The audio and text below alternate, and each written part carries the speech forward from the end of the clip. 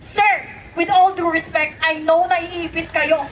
Naiipit kayo kasi ang chief of command nyo, nakakabutang ina. But then you're bound by your service, and you're bound by your contract, and you're bound by your employment. But please, this is beyond insane.